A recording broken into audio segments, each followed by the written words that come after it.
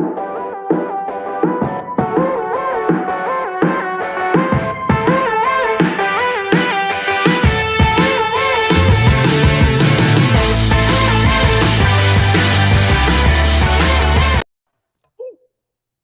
we are live. And I nailed it. I think I nailed it that time. I think it's the Myrtle Beach vibes that got you where you needed to go. Welcome, everybody.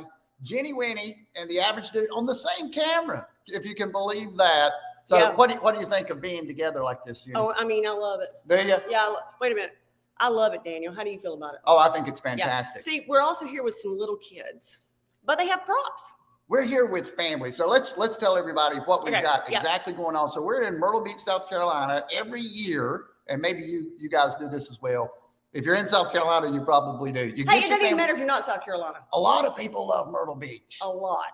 So I talked to someone from Chicago, and as a matter of fact, and she only experience with the South was Myrtle Beach. I said, you need to come somewhere other than Myrtle Beach, because Myrtle Beach is like this. It's where everybody goes. It is. I mean, it's like I have family. Well, it's like, family by marriage, or used to be by marriage. Anyhow, they live in Pennsylvania. Yeah. Every year they come down to Myrtle Beach. Right. I said, there's something closer. So what we do, we come down, we're in one house. Wait a minute. Wait. We just got to put this up there. That's right, Jonathan. I nailed it. Jonathan. Jenny really appreciates the validation. I do. I needed a little stroke because I'm like intro. Na. And watching her work, being in the same room, Jonathan, it's unbelievable. I mean, she has just got such skills. It's skills. Skills. Go ahead, Daniel. Speaking of skills, speaking of a great family, we've got one, don't we? Mm-hmm. So we've got 22, 23 people here total in one house under one roof. We're having lots of fun. Everybody's got their own room. Somebody might need to get into the room. We may get a little bit. Now you might see something. Look, see there goes Dad. So that's like an icon. That's the average dude's dad. And one day, it's not going to be today because they're not ready. They're putting the tents up on the beach, and we're missing it. Why would we miss? Say hello, Dad. Hello. So why would we be missing this fun time out on the beach and doing this, Jenny? Why would we do this? Because we love it. We do. We love it. We love talking to people. We love the adrenaline rush, the preparation. So we've been talking about what we're going to say, who we're going to interview, and all of those things. So this camera screen is all black. Could be, hey, Martin, thanks for letting us know. Jonathan, can you see us? Yeah. Let's find out if it's Martin's camera or if it's us. Yeah, I'd like to know. So can you? So Jonathan, if you're there. Hey, there. Speaking of more family members. Well, little Diane, also known as, this is my mother and my father, right there. And father. Can you see us on your camera, dear one? So we're getting to know Jenny, Winny, and the average dude a little better. Somebody let us know about the video quality. If someone's listening, can let us know. I don't know what we would do. I don't know. I don't even know what we'd do either. No. But it is a lot of fun. A new environment. So doing this in wait a minute, it's black for me too. Yeah. So how do we fix that? I'll tell you what we're going to do. We're going to try to fix it right now. Yeah. So this. Wait a minute. Diane says I can see you guys. Okay, so I know Diane is on Facebook and watching, and so I wonder if there's something about the LinkedIn. Well, Jonathan, if you're still on there. Yeah, Jonathan, if you could contribute to it and let us know. Otherwise, I don't know if the screen is black. I know. Yeah. So is this the settings you've had typically, Jenny? Yeah. Okay. So we're just going to roll right along. I would rather have the video quality, but what do you know?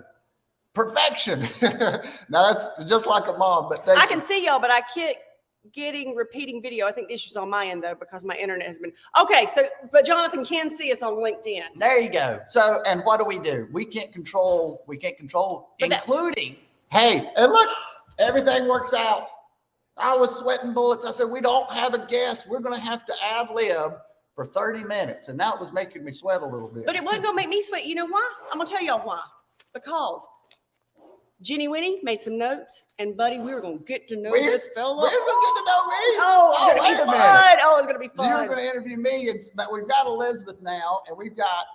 Okay. I can see y'all on LinkedIn. And there goes my mama. So see, when you need fan support, when you need people to come in and say hello, what you do is you just get your family to jump on. Look, Dad goes again. He's forgetting things. What's wrong with this man? I don't know. Yep. But of course, we appreciate everybody tuning in. We appreciate the opportunity to do the show, and we appreciate having great guests like we're going to have today. Yep. Don't we, Jenny? Oh, yes. Because listen, we kind of put it out there, okay? And we know that our guest is busy. And so we thought, well, maybe something's come up. There's been an emergency. I was like, she's been in a wreck. Yeah, wouldn't that we be weren't fun? sure. We just weren't sure what was happening. Yeah. But we're glad that she's here. She's okay. And I want to say this, because the last thing you ever want to do, what did I say? I said, Jenny, if she doesn't make it, it's because of a miscommunication on my end. Full responsibility, right? Anything that goes sideways, that's the way the average dude likes to roll. It's usually on his end. I'm just going to say but you accept that, and then you have a little bit more control of things. So yes. Great to have Elizabeth with us. I tell you what, we've got a lot going on around us. I'm sorry. It's like, you know what? I had one request. I said, maybe, we're going to go upstairs. Daniel and I, you know what? We're just going to go upstairs. We're going to do our thing. If y'all could stay down, maybe be a little quiet. Doesn't matter. Literally everybody. You know what? Literally, they're all like, well, I just wanted to get my pillow. Yeah. You could wait. But it's great because when we're doing things that are a little different, Jeannie and I, hey, we're grateful. We're grateful to be at the beach. We're grateful to be talking with you guys. And we're grateful to, again, have our guests. So on that note, Jeannie, let's go ahead and bring in our guest for this episode. Are you going to announce her? I'm going to announce her when she gets in here. Okay. Yeah. There she is. Hello. Good morning, Elizabeth. Good morning. I did text you that I was 2 minutes late because of a client, so I do apologize, but I communicated. Hey, and you know about the communication. I know that's one of the things that I wanted to talk to you about. So here I am checking my phone, and you know what? You did. So there you go. But I did. I felt bad, but I can't just let a client. No. And I said, you know what? No. Yeah. And I said, maybe she's with a client. Yes. See? Look at that. And I know, she's on the ball. And what I also said, Elizabeth, is that I know you've got a hard stop at 12:30. I said, so Elizabeth's got clients, and she's probably a very, I bet you have a full calendar, don't you? Oh gosh, I can't tell you what I'm doing unless I look at a calendar. If it's not on the calendar, it doesn't exist. No, that's awesome. So I like that kind of busy. You know what I mean? It's like I like that, because I would like to have a calendar where I'm completely filled. But I would too. Yeah, this is pretty much on my calendar. How granular do you get in your scheduling of yourself? Do you schedule everything, Elizabeth? Oh my gosh, I have to look at my calendar to answer this. Yes, because I do sell my time. So if I want to do something, I've got to get to it before my clients do. But my schedule starts at 4:45 and ends at about 7 p.m. Wow. And so, and you've got included in that, you've got your rest time as well. Like you might be intentional about relaxation. Is that safe to say or not? Yes. For me, relaxation is reading and learning. So I will schedule that, or I'll schedule like work tasks that have to get done, working out. My faith is important. So time with God, clients, meetings. But it's the life of an entrepreneur, right? Sometimes we have really busy seasons. Well, but do you schedule like grocery store? I'm going to tell you an honest answer about that. I love honest answers. Like honest, yes. I love the grocery store. The grocery store is my retail therapy. I get this a lot. Like I should have created Instacart because I was shopping for other people when I was 13 because I love the grocery store so much. I can organize things, the order. It's just exciting. I can tell people in Publix who work there where everything is. I am great at Instacart. Like I kill the time.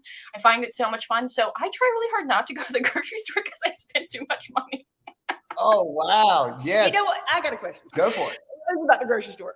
Are you like me? I'm one of these people that I will write my grocery list according to the category, according to the aisles. I know the aisles in my head. So I'm like produce. And then when you go down this aisle, grab this. And this. Do you do that? Yes. And then I leave the list at home. Me too. There you go. We're good.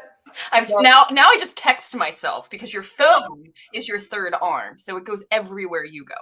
Yep.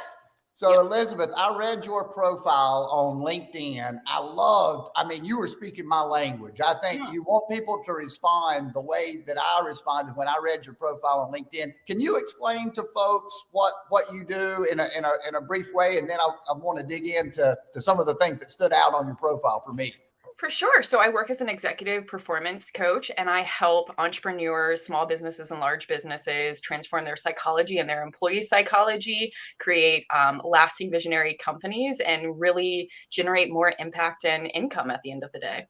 I like it. Yeah. I like that too. Yeah. So you look at the why we do the things that we do. I just think that's so important, because what we have on this earth is time and energy, and how we spend it is a kind of a big deal, isn't it? For sure. And the people that I work best with are the STEM individuals, the linear thinkers, the engineers, and they really need to understand the why before they can even begin to transform. They need to have that understanding of like, okay, well, why am I doing this? I want the explanation. And that understanding just really like awakens their soul and their mind almost. And they start to see like, oh, okay, I don't need to do that, or I could do this instead. And so I just love science too. I think it's fun to like explore humans. The reasoning behind what you do. But now I've got two questions. One, STEM. What is STEM? I saw that. I wasn't sure what that was. Oh yeah, sure. So STEM is kind of an acronym that we've used to kind of consolidate the science, the technical, the engineers, and the mathematical individuals. So it's very so I kind of see people in two lights, and typically you fall in one or two, always the exception. You're either kind of more of a creative person who likes ambiguity. You're okay with not having finite data.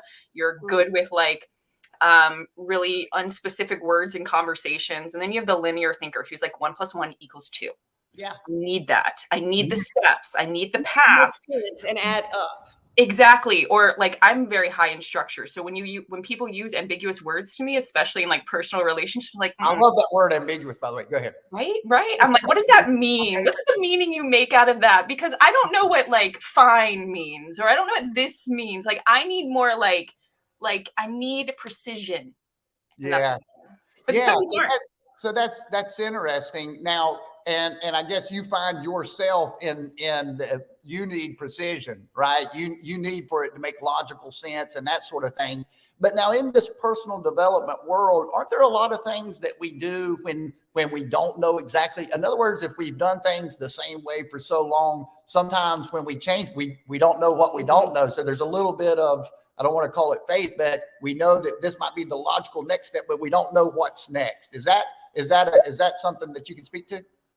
I mean, I think this is like the perfect proverb, iron sharpens iron, right? And so this is the power of working with mentors and working with wise mentors and wise leaders, is to have someone help you see those alternative perspectives. I mean, look, I've got 2 psychology degrees, but there's moments where I am like in my own world and I miss it. And then my friend calls it out. I'm like, I could have called that out on anybody else, but I totally missed it for myself. So it's just the reality of being a human. I mean, we were created to be in community, to have belonging, to have friends, to have connections. The Anglo-Saxons believe that we don't need anybody and we just need ourselves, which is why this self-righteous attitude in America is kind of destroying us to a degree. We need connection. We need help from people. Yes, absolutely. I'm going to bring up Jonathan Peoples' comment here. I talked about it in the beginning, but full responsibility is the only way to live, right? And so I'm watching Jenny text somebody. I don't know who she's texting. I'm saying, hey, come turn. Okay, whoever's listening out there that's in this house, if they could come turn that washing machine off. Yeah. And so when you have an authentic show, then you're able to talk to your cousin and say, hey, who is that quit over texting, there? but I was trying to text it without looking down. And That's tough. Yeah, that's very tough. She's being a good producer. That's right. She's all things. I don't know what I would do without her. But Jenny, what's your my question, like you said that you work with entrepreneurs, and how do you market that? How do they know they need you? You know what I'm saying? It's like, how do they come to you? When they come to you, what are they asking for? If that makes sense. Oh yeah. Well, I work with entrepreneurs and small and large businesses as well in the C-suite section. So first of all, referrals, it kind of flows like flat fire there. Second off, a lot of entrepreneurs come to me for either a winning mindset or more confidence, ultimately, a lot of them are looking to either fix culture or business dilemmas within their company and repair the foundation. Mhm. How I find them, you They find create. you. Yes, create. I don't want to hunt you. You kind of come to me or you don't at the end of Right. the day. And it's all about attracting. I love teaching, and so I have YouTube channels and I do videos and I do courses, Mhm. and a lot of facilitation and mastermind groups, and then it just kind of travels out like that. Yeah, so that organic growth, and I love that. You'd rather attract than beg for clients. I think that's always Oh yeah. a good way to get it. Then you know that person's genuine, and you're talking to your tribe. I'm doing a boot camp with Henrik Blott, someone that we interviewed previously, and he talks a lot about that. You know, everybody, regardless of where you are, there's your people, your tribe, and as you said, you can differentiate two different groups of people, Mhm. and there's a certain group, a team, or a person that's going to resonate with you. Yep. Right, right. And it's okay if we don't like everyone or if there's multiple people that you look for. I mean, at the end of the day, if someone can help you grow, let them. Absolutely. And now let's talk about that for a minute. A Mhm. lot of times we hear you've got to have someone that's achieved. And I understand this thinking, right? You don't want someone giving you the diet advice Yeah. if they haven't, the proof is in the pudding. But I do believe what you said, Elizabeth, that we can learn from anyone that can say something that can help us. Then I want to take that advice regardless of the source, right?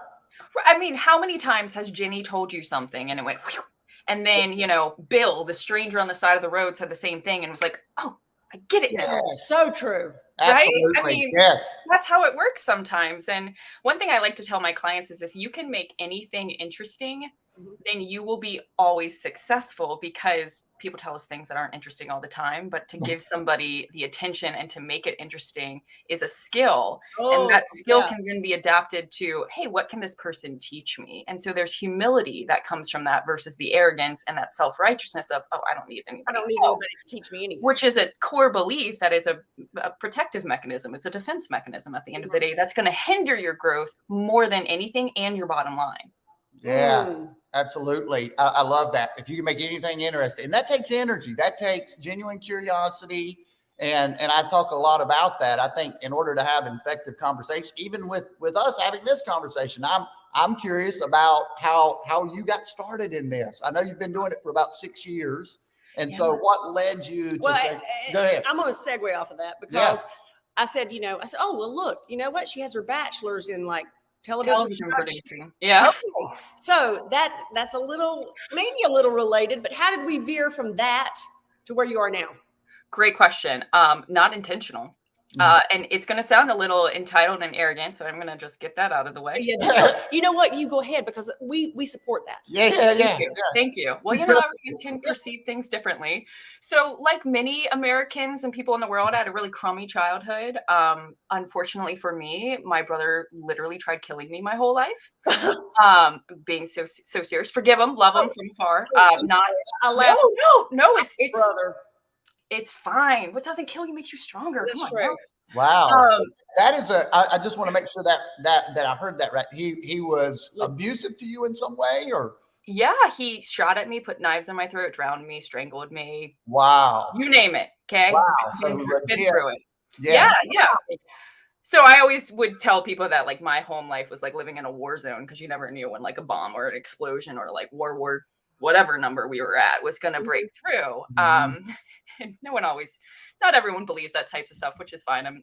It was interesting living through it for sure. Long story short, I almost died from an eating disorder when I was 16, and I decided to leave my house at 16 because it just was a very unstable home. My dad died when I was 7. So I finished my undergrad in television producing. I'd been in the industry for about 10 years at this point because I started professionally when I was 15. And I was really tired of the trauma that I was living through. I was actually in Africa doing a wildlife documentary, and it was there when I was like, oh my gosh, my life is not normal. Like my childhood was so abnormal. Yeah. I've got to deal with this stuff. And it's, you only know what you know, right? Yeah. And so I went to therapist after therapist. I'd been going to therapy in and out since I was 11, and no one could ever tell me how to change. And I wanted change. Instead, I got the whole like, oh my gosh, you went through so much. Oh my gosh, tell me more. Oh my gosh, how are you not like a stripper and addicted to drugs? Yeah.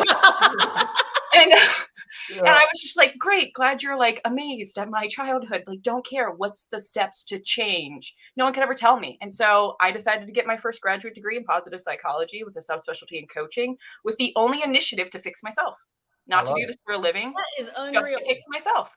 I ended up being good at it. And one of my professors gave me the overflow of his clients. And then like the rest became history. And I started to obsess over neuroscience and neurology, and I would read textbooks. And then I decided to get my second degree because God forbid you're just a coach and you're not a therapist, and everybody wants some credential, when I'll tell you, therapists don't learn enough in school. It's disgusting how little they learn. I'm absolutely appalled. And I very much see the red tape all over mental health in this country. And B, just because you have a coach certification doesn't mean you're a coach in my world. Like there's so much more in-depth research. And so, long story short, I used me as a guinea pig. I had a horrible immune system and an autoimmune disease. And through leveraging neuroscience and neurobiology, I walked out of all that and transformed my psychology from, at the time, I was diagnosed with complex PTSD. Now I no longer have any of that. And I just walked out of all this stuff because I was really learning and identifying the ways of steps to transform, which unfortunately a lot of therapists and coaches don't know. Absolutely. Oh, you know what? I'm pulling this up. That is amazing. You are so put together. Yeah. Well, Thank you. I'm in workout clothes right now. If that helps, make me not. I got to ask her a question. yeah, and I've got plenty to ask her. Go ahead. Okay, well, I'm going to ask one thing. Okay, so you said that, you at 16, you had a really bad eating disorder. Yeah. Okay. Do you think that was because of it was something that you could control? You know what I mean? It was like you couldn't control what was going on at home, or is that just am I just doing like a therapy thing that I shouldn't do? I mean, it's oversimplified, right? Like a lot of people say, oh, well, you didn't have any control. This is something you can control. That is a slither to the large piece of eating disorders. So I specialize in eating disorders. Eating disorders are the #1 killer of all mental health. Right now, opioid addiction is quickly moving into first place. A lot of people don't know how to deal with eating disorders. For me, it was multiple things. It can be generational or genetic. And so there was a little bit of lineage in that for my family. But my dad died when I was 7. The rest of my family pretty much died right after. So by the time I was 15, I'd gone to over 25 funerals. I started experiencing sexual abuse when I was about 8 years old from many different people, all the way to school and medical doctors. So a lot of it was my power was constantly being taken away. I was told I was stupid, fat, and ugly every single day of my life. Until you started dying of an eating disorder. It's amazing how people change their tune. It's like, oh, all right. Oh, now you're just too skinny. Yeah. Right. You're like, I thought I was fat. Yeah, exactly. And so it was multiple things. I think it was also the fact that, it's self-hatred. Eating disorders are really fueled by self-hatred, self-rejection, and guilt.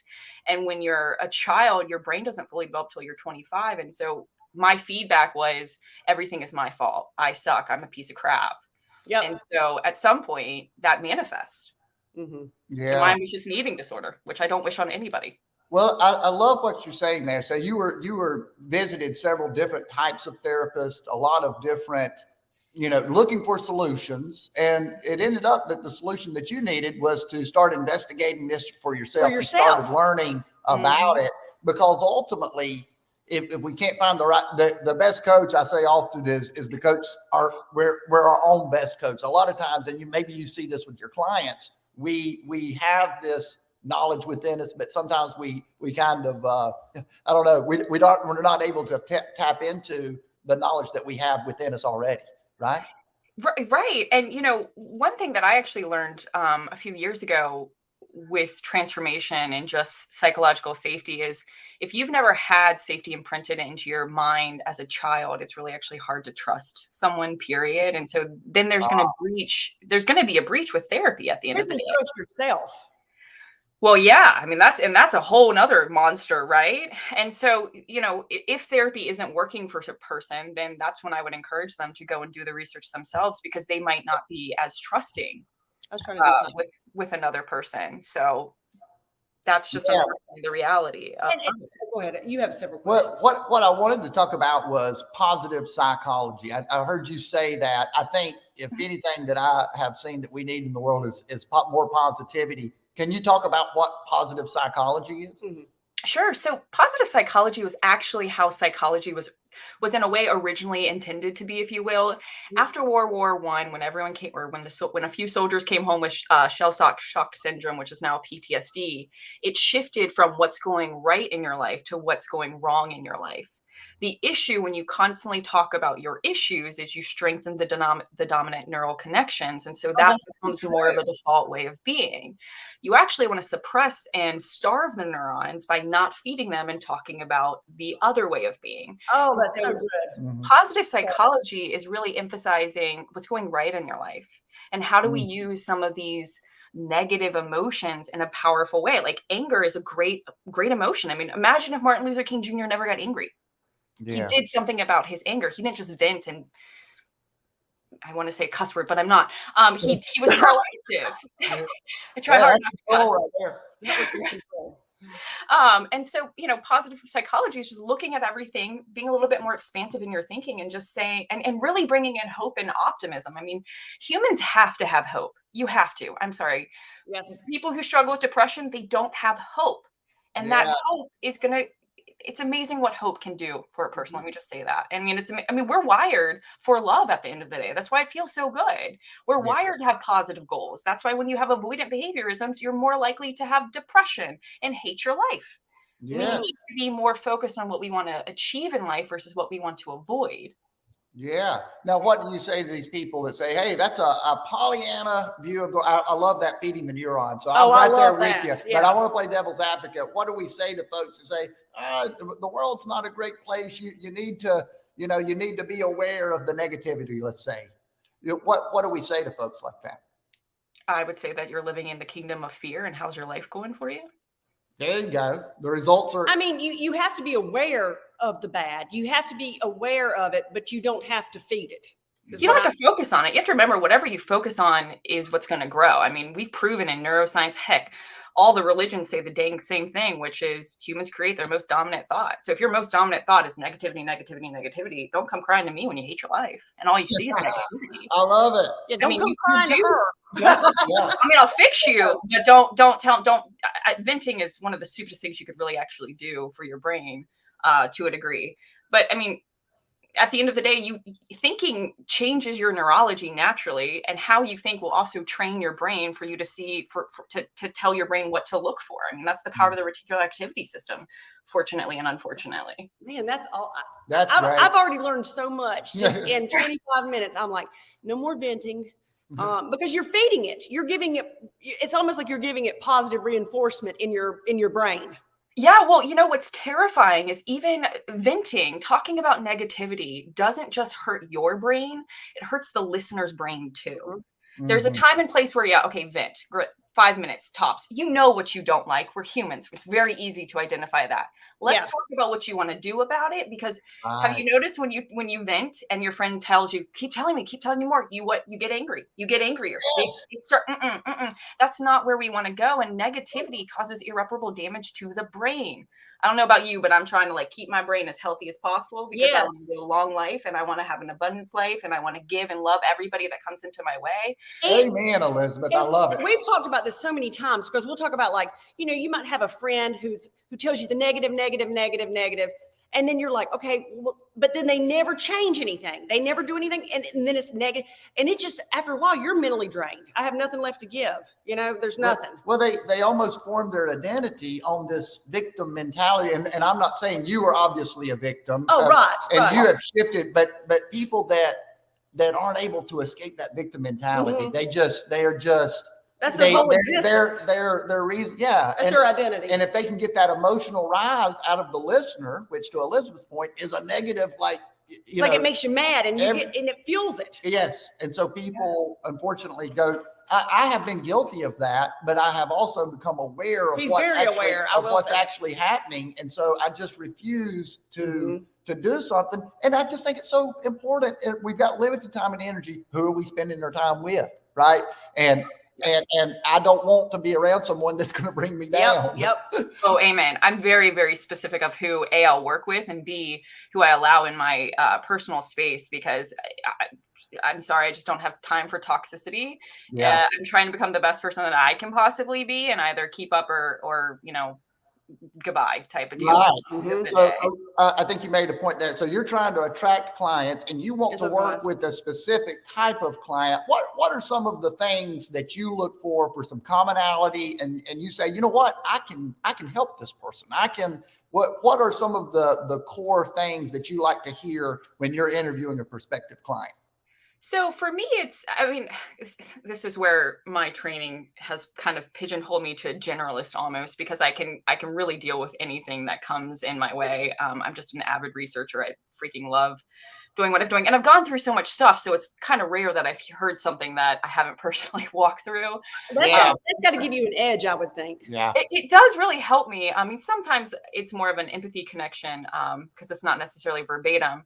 I like working with high performers. I like working with smart, fast thinking, really ambitious, high endurance individuals. I work well with the a-hole people, just to put it out there like that. The a-holes. Gotcha. Just a little controlling, maybe a little flexibility and really wanting to change. But for me to work with you, it really has to come down to willingness. Like, are you willing to change? I don't care for, this is why I'm not a therapist, because I don't care to listen to why you don't want to change session after session after session after session. That's cool. That's great. Either you want to come in, you want to fix the root issue, or you want to get out. My clients typically see radical transformation within 3 sessions because I look for the root issue and we move forward, and I can psychoanalyze someone in about 10 minutes. Unfortunately, it's kind of a curse to a degree in your personal life. I like it though. I like it. Do you ever find yourself maybe psychoanalyzing, jumping to conclusions and find yourself to be wrong about an assumption? So this is where you have to leverage mindful thinking. I'm looking for data points, right? This is where I'm putting in a science mind and I'm looking to uphold a hypothesis. Am I wrong? Okay. Really, am I wrong? That doesn't mean the person's going to tell me I'm wrong, because I've had clients come in and say, like, nope, tell me what's wrong with me, fix me. I will do whatever you say. Okay, the first session, I tell them everything. Takes them like this session for them. Okay, here it comes. I'm struggling.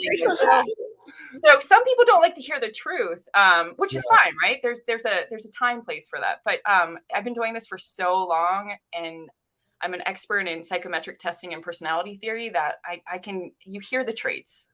I mean, there's a reason that we generalize to a degree. There is a reason. I agree. And so you start picking up on these patterns and these kind of laws of human nature, which is one of my favorite topics. Mhm. But people don't want to see themselves accurately. We say we want to be self-aware, but That's then cognitive dissonance though, right? Like, Right. I mean, I can't tell you how many times I've told someone, like, you're struggling with perfectionistic tendencies. And they're like, well, I don't see myself as a perfectionist. And I'm like, well, I don't care. I'm just telling you. I don't care if you What see you're it or not. doing if you want to fix it, like, because you keep finding excuses to why you won't do it because you can't get to the degree you want. Because you can't be Absolutely. perfect at it. Do you ever, so like when you meet with someone, do you draw a conclusion, like you said, a hypothesis in your head, and then as you talk, you like notate key things, like you're checking off a list that fits your hypothesis? You know what I mean? Has it ever been like, oh, wait a minute, I was way off. This is completely different than I thought. Man, I feel like arrogant saying no. I'm usually No, I want you to say it. It makes me feel a little uncomfortable because I don't ever want to come across as like No. arrogant. But no, I mean, I listen for psychometrics that are either low or high, and I also listen for some of the root issues that I've found in my own 5+ years of intense research to be really kind of core issues for humanity, and I write them down. I mean, these pens are my favorite pens because I like to color code, and so I color code my notes, and I just put it to the side, and I don't bring things up until I have enough data to support it in case the client wants to argue or deny it. I mean, at the end of the day, like, I'm not here to tell you how you are. I'm here to share observations and insights for you to then achieve your goals at a faster rate. Absolutely. Yeah. So I think that's interesting that I asked the question because I personally, so a lot of what you're saying is resonating with me because I feel very similar, but I have found myself in certain situations to jump to conclusions. Something looks like it maybe I find a data point and say, that's probably this. And then down the road, I find it to be different. Yeah. So that was the reason that was on my mind. I want to go back to something that you mentioned earlier. We're blind, by the way. Oh, Uh-oh. Yeah, I don't know why the screen Yeah, is so I black. don't know why the screen is black, but that's Mhm. unfortunate. They Hey, can hear us though. yeah. So when you talked about the uh, transmutation of energy, right? So we have this that well, I'm using that word, but what you talked about earlier was when something negative comes in and you have this, maybe it's anger or something like that. I think that's a big deal to know that, hey, energy is good. That's how we're going to make it right through life, and energy, regardless of form, if we can take that and put it into something positive. Do you have any thoughts on that, or any ideas of how people can take, say, anger, transmute that energy and put it into something positive? I mean, anger is typically going to stimulate from two different avenues. It's either going to be self-righteous anger, which is, oh, someone did something that you didn't like. Okay, get over Yeah. yourself. Just get over yourself. Yeah, That's going to be the result of bitterness. You're essentially being fueled from unforgiveness. And so you're angry that they hurt you. You've probably hurt somebody in your life too. Again, Yes. humans are great hypocrites. They're just great at it. Aren't we? Oh my goodness, yes. I mean, I'm guilty of this too. And then there's righteous anger, which is like seeing someone being wronged or being treated Yes. immorally. This is where knowing your values is really important. What are the actions that you can take to honor your values? What's really making you angry about this? And exploring that. It's really getting proactive. And I mean, some of the greatest, kind of losing my words here, I'm going to say missions, the greatest like cultural changes we've had in our world have been because someone got angry and did something about it in a proactive way. Right. Personally believe in leaving the world a better place and giving unconditional love to everyone I come in contact with. You can still be firm and have boundaries in doing so. So I like to encourage people, like, when you're angry, you know, what's a positive, loving, kind thing that you can do to create the change, and what are you willing to do? I mean, I'm the type of person that if I see someone being treated poorly, I'll put myself there. I'll assert myself. Me too. Not everyone will do that. And so it's kind of also really owning, like, what are you willing to do about this? And if you're not willing to do anything about it, Then don't get angry. you have to let it go. Let it Yeah. go. Yep. Absolutely. Yeah, that kind of the power of the present moment. And I, one of the things that I say often and ask myself often, Elizabeth, is NBA, the next best action. So regardless of what's happened, regardless of where we are, we've got this moment, this day, regardless of how the day's going. What is the thing that I can do right now to win the moment? Yep. And Agreed. And if you can win the moment, then you have momentum. So regardless of where things are, you know, I will tell myself, okay, how can I generate momentum? I can do that by winning the moment. What do I need to do? Yep. And one thing that you're saying that you're not bluntly saying is that means you have to have the mindset and the mental security and the emotional and spiritual security to not allow your external environment to dictate your internal environment. And That's right. unfortunately, a lot of people will only internally be good when the external world is good. Well, you're going to always be at the mercy of everyone else then and your situation. You've got to reverse it. You've got to, I mean, there's people in like communist jails who are being tortured right now who just love. They're just giving love to the abusers, and they've so much peace inside of them. There's not a dang thing you could do to take that. That's I right. love it. What we have to have at the end of the day. And that sometimes is going to require a faith system or believing in something bigger than yourself. Yep. You know, and I love that. And I talk about scaling the pain, right? You know, where the doctor's got the thing 1 to 10, how bad does it hurt, right? You know, but I do too. But for, you know, what's painful for one, pain is subjective. But when you compare any life situation, let's say Elizabeth doesn't show up for the thing. I had planned that, and I said, you know what? Maybe we have a great opportunity to talk amongst ourselves. Yeah. Maybe, you know, so external environments, things that happen, and I hate to keep bringing that up. It's just relevant right now, but anything. Glad I could help. Yeah, right. And so I'm so glad that it worked out. But my point is, you know, anything that happens, to your point, in the external world, we can compare that psychological pain to the pain of losing a loved one, to being sick. We can compare it to that, and all of a sudden, this is a small thing that does not matter. Why would we spend our time and energy on that? Yeah. I mean, well, even I think too, this is one thing I say a lot is like something small. Let's say I have a really bad back. Okay. I can complain about it. I hate to hear her complain about it. I don't, but I need to have surgery, but I'm not going to. So I say, I'm not going to complain about it if I'm not going to do anything about it. You know what I mean? It's like, I hate it when somebody's complaining about the same thing over and over and over, but they're never going to change anything. So why are you even talking about it anymore? Because they have avoidant behaviorism, and that is how they're fueled. And Which that's their brings me to focus. my next question. I usually have a question mark that I put over Daniel. I'm like, I like that one. Okay. Okay. So you said something about like when you talk to somebody, you say, okay, I identify their core issues. What, like, are there specific core issues that you like look at, name or something? You know what I mean? I'm just wondering. You have a process. I can tell. That. Yeah. Yes, I'm very, very linear oriented, only because humans like that. And I like that. I just remember in therapy, there'd be so many times where I had 5 minutes to speak and they spoke about everything. And I was like, wow, what did I get out of that session? Yeah. Yeah. And so, yeah, well, I specialize in neuropsychotherapy. So I'm trained very astutely to listen to the people who tell you your problems or their problems. Let me say it that way. If you know how to listen, you can literally hear all of the person's problems. And when you know how the brain works, you can also hear what parts of the region of their brain are fueling that way of thinking, which can tell you what parts of their brain are over or underdeveloped. And I'm after helping them have a healthy, well-balanced brain so that they can be more efficient, because we live in this world in America where it's like your arm isn't connected to your shoulder and your shoulder's not connected to your chest. So like nothing connects. Stupidest thing I've ever heard in my life. Yeah. Right. And so a lot of the core issues I look for are kind of like, do they have fear of man? Do they have fear of abandonment? Do they fear of failure? Do they have rejection? Do they have the unlovingness? Oh yeah. Do they have bitterness? Do they have jealousy? Do they have envy? Where's their limbic loop? What side of their prefrontal cortex is over or underdeveloped? Mm-hmm.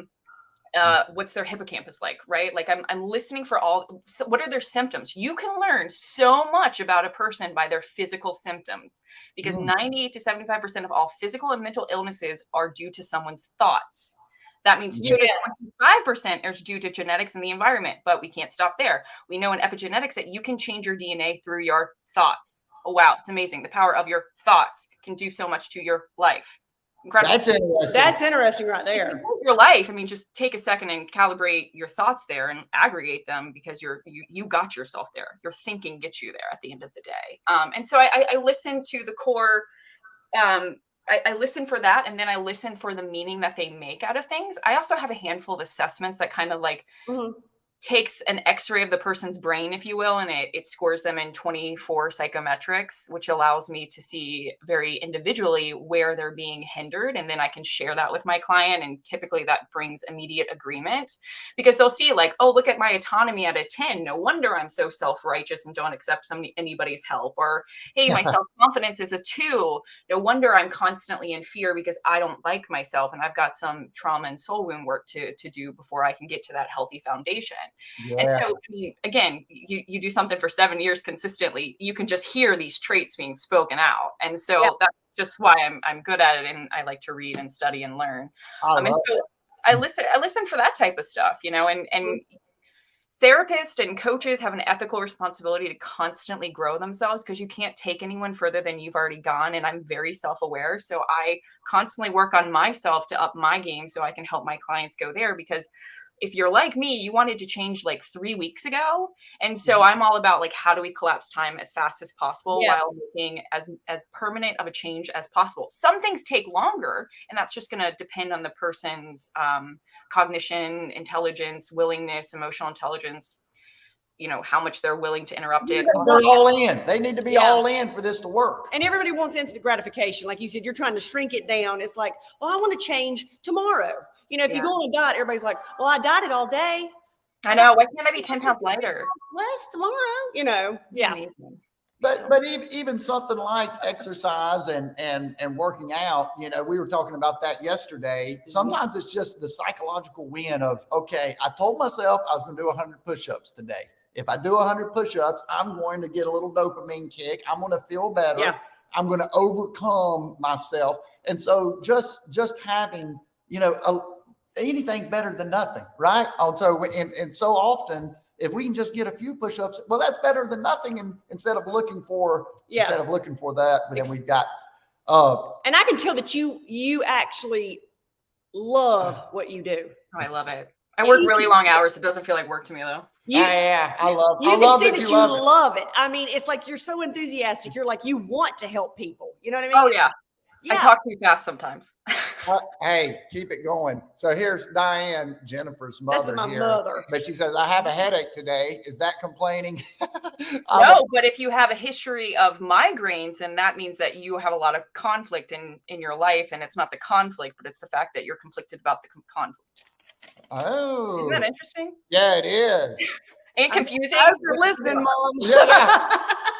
Well, Diane's on Facebook, so she gets to see. Yeah, she's seeing what's happening here. Isn't it disappointing that I'm really enjoying this conversation, Mhm. and I wish that we had video on LinkedIn. I don't understand why we don't. We always have video. It says But- it's LinkedIn flat. can be finicky sometimes. I know. Yeah. But So I mean, we're not going to sweat it. We're going to keep Well, what rolling I'm for going to it. do is I'm going to repost it so they can see it. There you go. There you go. Look at you being proactive. Yes. That's what I do. Now, I will say this. It's like my daughter-in-law. She says, she said, if you've ever seen that movie, I don't know, it's about the emotions, Inside Out or something. Oh, yeah. She's like, you're joy. You're joy. Aw. And I'm like, I am. But I'm like, I want to try to fix, and I'm a fixer. But it's like, People hey, pleasing. yeah, we can do this. It'll be fine. Don't worry about it. We got it. You know. And hey, that makes everything a lot better, don't you think? I Sounds think like you're so. a natural encourager too. What's that? I said it sounds like Jenny's a natural encourager as well. She is. Yeah. But you know, and I'm sure you know about this, sometimes our strengths and things that people appreciate us for also can go the other way, right? It's a double-edged sword. So You know, could expend yourself. So yeah, much. it's all about. And so she gets a little bit of that validation kick, and she feels valuable by helping other people and people pleasing, which can kind of, I hope I'm not saying too much here, but I'm a people pleaser. so that can lead to, hey, Joe, who introduced me to Elizabeth here, and I'm glad you did, Joe. Thank you. Glad that you're here. Yes, Joe. And do you go by Liz or Elizabeth? I probably should ask that. Oh no, it's fine. I feel like the name Elizabeth is like the Southern mutt name because there's so many bloody nicknames that go to it. So Elizabeth Liz is fine. Okay, great. Liz is a lot less syllables. Elizabeth. Yeah, I know. It's like Jenny Winny. I'm Jennifer. That's my grown-up name, but literally it's Jenny Winny, Jenny Lenny, Jenny something. I don't know. Yeah. I like Jenny Winny, and so Yeah, that's where there we're you go. going with That's it. where we're going with it. So I'm thinking a little bit about, and this is something that I think about with coaches. If we were a football player, we're in high school, we're getting recruited by some of the bigger colleges. There's different personalities in coaching. I think of Dabo Sweeney, who's more of the encourager, upbuilding, uplifting. Yep. But then you get one of these, one of these more hard-nosed, old school type football coaches where he's gonna tell you what you want to hear or don't want to hear. He's gonna grab you by the face mask. He's more intimidating. Like belittling almost a little Yeah, bit. maybe a little bit, but that challenges certain personalities in a way where you want to play for someone like that, right? So would I want to play for Dabo, who's more of the encourager, or would I want to play for Harbaugh, who is more of a get your butt out there, you can do better, that kind of vibe? Do you find that, I guess, where do you find yourself? Or I know you've said some things. Do you call it like it is, whether it hurts or not? Do you need that person to be able to accept the truth, or do you tickle the ears a bit and soften the blow, as it were? Or velvet glove and iron fist? Well, you have to learn how to, I communicate to the personality because communication is what the listener perceives. So I need them to perceive what I'm actually saying, not what they want to think. And so this is, again, the power of emotional intelligence and being aware in your own self. So it depends. It depends on that person. Now, one thing that I get consistently is I do tell it how it is. There's no point for me to lie to you.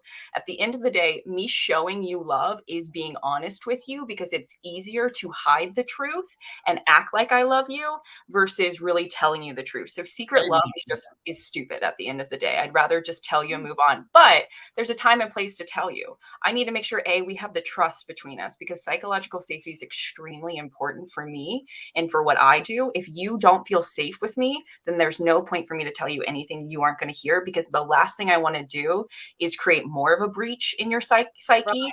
I'm here to help repair things. So certain personalities, like a dominant, type A, financial advisor or entrepreneur that's a male, I'm going to tell them exactly how it is because they don't want to sugarcoat it. They want the truth, right? Absolutely. Yeah. So I give a handful of assessments to learn more about how their wiring is so that I can communicate to them the way they're best going to perceve things. You don't want to Because crush they their want spirit on change. the first day. Yeah. No. I mean, I'll tell you, I've been in the gym because I'm a gym rat, and Yeah. there's been a You few. would be, Elizabeth. Well, like I saw you, certified personal trainer. Yeah. Yes, I was. That was. I was too, and I was a gym rat too. I said we got certified at the same thing. So Yeah. People. What do you love about the gym, Liz? I'm just not really a nice person if I don't go. I'm gonna be honest. Yeah. You gotta No, have I love the challenge. For me, it's my morning time of learning something or listening to a training, or just getting my mind ready. I just love a good work. I like to be challenged at the end of the day. Yeah. Are you a competitive person? Only with myself. Like I don't care if I win or lose necessarily. I like to always increase my abilities. I mean, I like to play. I like to compete, sure, but I'm not like a sore loser. Some people, when the reason I'm hesitating is some people who compete are competing out of like rejection. They're competing for like superiority, to be vanity, narcissism. I just compete because like I want to constantly improve my effort. I want to constantly see what I can do, how to grow. That's beautiful. And that makes it more fulfilling when you get, so the competition is more just, I understand what you're saying, and I'm glad you said it that way. That was perfect. Yeah, I'm not gonna try to summarize. Yeah. You said it first. You said it better. I have another question though, because I know she's got to go. Yeah. Oh, it's cool. Actually, I don't have a hard stop anymore, so it works out. Well, I have a question. So, like you said, like when you're with clients, you can't sugarcoat it. You know, you can hide the truth or whatever. Do you think that's true in everyday life too? Like if you're dealing with in your business. Okay, let's say that you have employees that have become your friends almost. And so now when it's time to enforce something, you see what I mean? It's like, oh, you don't want to hurt their feelings. You see what I mean? You already made one mistake by making your employee your friend. So first mistake. Hey, truth bomb. Yeah. So like that would be a perfect example of, I'm going to tell you the truth. Did it come off as rude, or did it come off as matter of fact, or did it come off as like exactly what we want to know? Yeah, exactly. So Jenny, let's make the setting here. Let's kind of dive into a real life example. So should I go that route? Yeah. So Jenny's got employees. She has a business, and I love them all. But we become such friends that if I say, well, I see something that needs to be improved on, or this, I don't want to hurt anybody's feelings by telling them. Yeah. Okay. Well, you already told me that you have people-pleasing tendencies, which means you actually have fear of man, which actually means you look to humans to judge and approve your worth versus looking to God, which is kind of the correct way of looking. Probably stepped on a lot of toes by saying you didn't, because actually everything you said was like, yes. I constantly say, I have fear of man. I constantly say, oh, I'm afraid they're going to get mad at me. Oh, I want everybody Start changing your vocabulary. You are literally a self-fulfilling prophecy right there. Yeah. Everything you're saying, you're doing. Start changing your words, and it's amazing what will change, because words do change your neurology. I like it. Yeah. So do we want to stay there, or we want to move on to something else? You go ahead. Well, you know what? It was even like we played golf this week. Yes. Daniel looked at me and he started singing that little song, attitude adjustment. He's like, somebody needs an attitude adjustment. And I was like, me? But yeah, I mean, because I was doing terrible. Oh, it's I was ready to cry. I was doing so terrible. She just throw the ball, or like throw your I was mad. She wanted to be good, and she's good at many different things, a lot of things, but it's not good at that. It's that pressure to continue to perform. Well, it sounds like you were focused on the outcome versus the process. So shift your focus from the outcome to the moment, because you cannot think about the future while being in the present. Oh, we lost you for a second. Yeah. I know, that was weird. It lost me for it all. The whole website just like flashed. Yeah. Look what happened. That was amazing though. Okay. It's almost like you know what you're talking about. It's weird like that. I mean, it is. Yeah. You should be like, I am the best. Yeah. No, I love it. I agree. The process, and even what we're doing with this, the reason that we're doing it when we're on vacation and didn't just run an old episode is because we enjoy doing it. We do. We enjoy the process. We enjoy the adrenaline rush, the challenge, the meeting great people, learning new things. I mean, when you have these activities that you can do that are compound benefits, then we've got to do it. And when he said, you're going to love her, because I am a big advocate of mental health. I really am. I mean, my daughter, we did therapy she still goes to therapy. I mean, she's 19 since she was 9 or 10, religiously, OCD, severe, but anyway, I feel like if you don't take care of your mental health and you just let it go thinking things are going to get better, that is just not going to happen. It's not going to happen. I know, it's so funny to me that people think therapy and coaching is too expensive. Oh, by the way, it's like, don't go to someone who takes insurance. It's actually very bad for you, and it's a no-no. Like, run away from anyone who takes insurance. You can get your insurance screwed over because they have to diagnose you within 6 weeks, which is absolute BS in my opinion, but whatever, I'm not the government. Meanwhile, at the ranch, 80% of visits to your primary care physician is due to stress. Mm-hmm. Really? Oh, yeah. Cancer is linked to bitterness. Osteoporosis is linked to jealousy and envy. Autoimmune disease are linked to self-hatred. At the end of the day, deal with the core issue, which is going to be mental and not your physical. Like, everyone wants the Band-Aid effect. I mean, how many Band-Aids do you want on the wound? Yep. Yeah. Oh, wow. I'm looking for more patterns and things that you see over and over again. I love what you say about the fear and worry. And I would, there's all kinds of gold nuggets wherever we have this fear, wherever it's fear of man, there's more to be told about that. And I think that's true for uncomfortable, when we're around people that kind of make us uncomfortable or something about someone kind of gets that emotional rise out of us. And it doesn't have to be like a fight, but there's more to learn. It's like being uncomfortable in social situations or around certain personality types. I do believe that it's true that we see a reflection of ourselves in others. And so Daniel's always saying, listen, we need to make ourselves uncomfortable. You know what? It's like, ask the questions that you don't know the answer to. Don't be afraid of looking stupid. Just do it. You know what I mean? It's like, because I have that, they're going to think I'm dumb if I say this or ask this. And he's like, go for it. Yeah.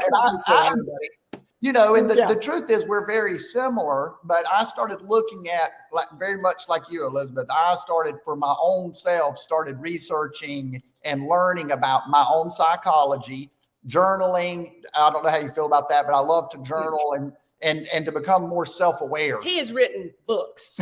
Yeah, I just love to write. I love it very much. I've been journaling since I was 6 years old. Journaling is one of the most powerful things you could do. It's honestly why I think my self-awareness is so great is because when you have to constantly be an observer of your environment to survive, you learn things a little bit quicker, but journaling. And it's funnily, I'm happy, Daniel, that you like to journal because most leaders in the world are men, which is kind of the way the cookie still is right now. Yeah. And most men are the ones that are the least likely to want to journal. Yet we have so much proof that journaling is one of the best things for you to do if you are a leader. Yeah. How you grow. But it's not like diary of like, today I did this and then this. No, people think that's it. It's about things. Yeah. That's what you're grateful for. I agree with you. You would have to really work hard to get the journal out of my hands because it's part of my. He walks around with it. Yeah, because it's just a great way for me to be able to stay aware, to not lose emotional control, to not waste energy and externalizing these thoughts. I have a question then. What is journaling then? I mean, what it's entailed in it then? You know what I'm saying? When you say journaling and it's not just like what happened or what you're feeling, what is it then?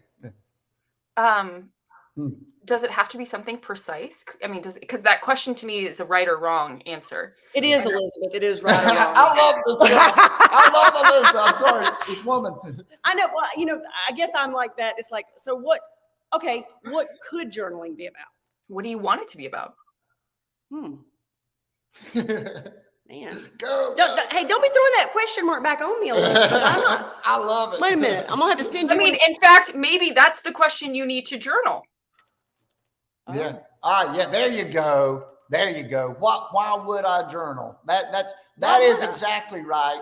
And she's turning around the question on itself. But that's exactly, she's giving you a signpost in the direction in which it goes. Okay. And I'm trying to marry the perfectionism that's might be coming out of that thought too, right? That's exactly right.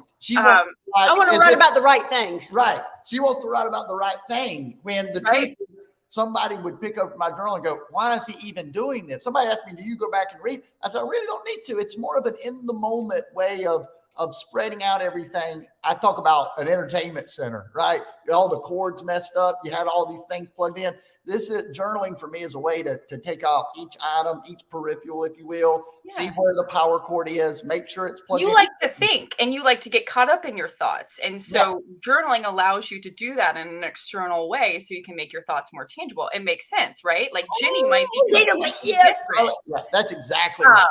For like one thing we are kind of saying without really articulating it is like, what is the meaning you give journaling? Because there's not a right or wrong at the end of the day. And that's kind of the issue with perfectionism. I mean, we have the all or nothing thinking trap that ties to that. Yep. When humans were really never supposed to know what right or wrong really is at the end of the day. And so it's kind of arbitrary. At the end of the day, if you writing about a cow that you saw on the way to the beach, if that is going to drive some meaning or help you in some way, then great, go for it. Yeah. I mean, some days I write my prayers or what I'm grateful for or what I need to do. There's I'm a little like Daniel. I like to get caught up in thoughts. Hey, no rules, just right. Yeah. No rules, just right. That was one that I used. I kind of like.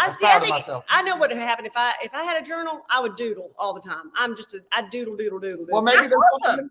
Yeah, doodle. I mean, that's not bad. Right. And I will draw pictures sometimes and draw like symbols and the pose that I do a lot with kind of that freedom, to not be worried about that fear of man, to be exactly who you are. And that's what I'm going to kick my hands down, but you get the idea, this idea of having fun with life. I was going to ask you, how do people contact you? They can contact me at elizabethlewis.com, which is LOUIS, because I'm the weirdo who spells it weird, I guess. And then my email, elizabeth@elizabethlewis.com. Okay, that is awesome. See what she did there? She said, I'm the weirdo. If you want to call me a weirdo, that's fine with you because I'm self-validating and I don't need your approval. I love it. I can't tell you how many people say Elizabeth Louise, and I'm like, where's the damn E? Somebody, sorry, I totally let a Freudian moment there slip of how I really feel about it. On LinkedIn, they allow it. They allow it on LinkedIn. And then I'm like, have you ever heard of Joe Louis the boxer? Clearly not, because that's also how he spelled his name. Okay, guys, like I didn't just like invent this spelling. And when people say Elizabeth Louis, I'm like, okay, that's fair. I give you that one because clearly you're not from America, and we like to change words. Yes, absolutely. This has been so much fun. I actually could talk to you for. Listen, you know what? She's like, if you would like to, get on elizabethlewis.com. Yeah, exactly. And book a call with her. Clearly, I need to book a call. Hey, listen, I think someone that studies this stuff, that loves human nature, I called on some of the things that you were saying, and the way that you articulated, Elizabeth, was perfect. It's just. Yeah. So, yeah. So this means that we're actually going to need like a part 2. Yeah. Oh, again, you guys are so much fun and so adorable that I'm totally game for that. We needed that validation. We needed it. See, perfectionism just hit it. Oh yeah. Yeah, but you know what? It was your imperfection that makes it so great. So screw the perfection and imperfection, because it's like, you can own it. I do tell my dog, like I'll say, just own it, just go with it. I do have to say something. So we're talking about this, and I think I liken it to when somebody's truly self-aware. You've got a phone. Let's say it's the newest Apple phone. When you're self-aware, you have the hardware, but you can decide whatever application you want to run, you can run. So someone that's, say, obsessive compulsive, again, when I'm cleaning my house, sometimes I say, I want to be obsessive compulsive because I want to do a very good, detailed job.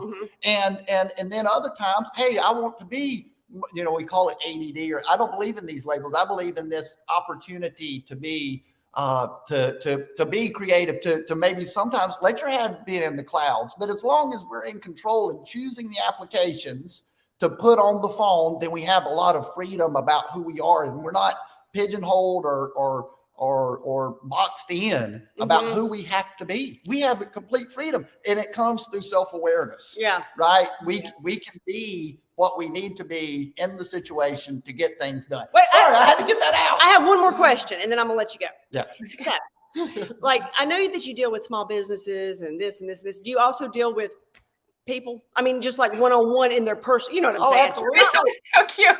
Yes, I deal with people. But Yeah. first off, remember that businesses are made out of people. So it's not like a wall talking to me. But just kidding. No, yeah, for sure. I definitely deal with that sounds wrong. Like I deal with them. No, I very much partner. I deal with you. Yeah.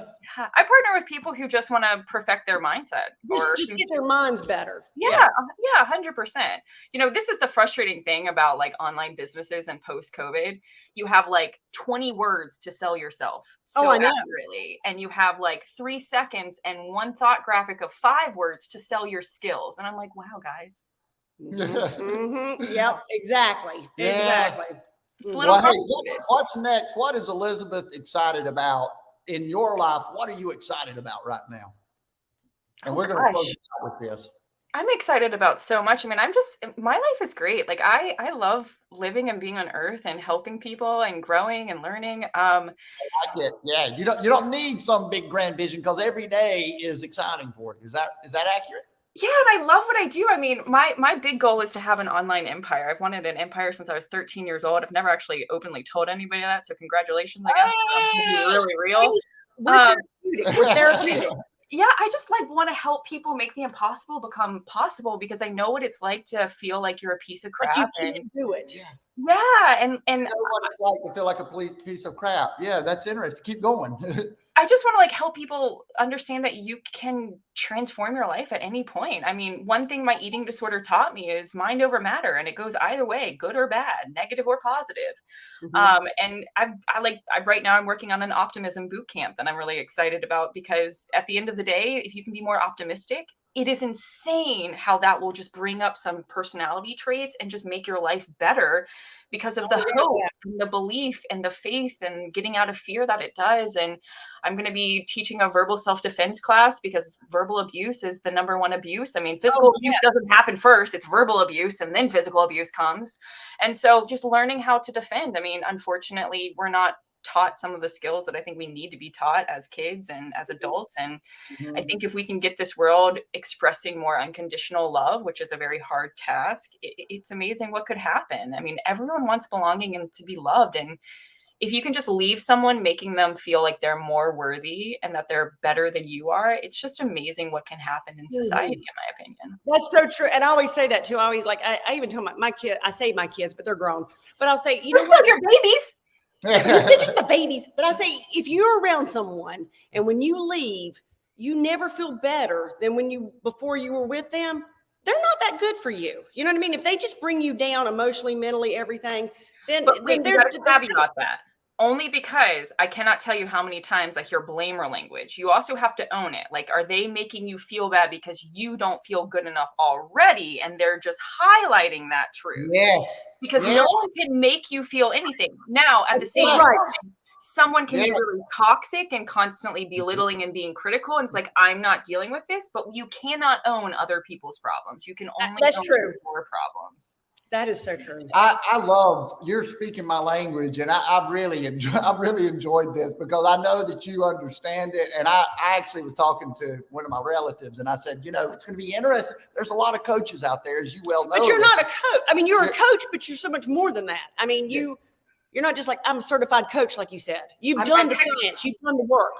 I mean, I have a master's in coaching psychology, and I have a master. I almost have my master's in clinical mental health counseling. But I mean, the amount of trainings and reading and studying, and I think I was just like created to do this, quite frankly, because I just really get it to the point that I didn't know I understood as much as I do until I'm actually in these situations, just like randomly repeating these facts. Yeah. Hey, now, man, I can keep going. I've got to end it. And we have got to do a part 2.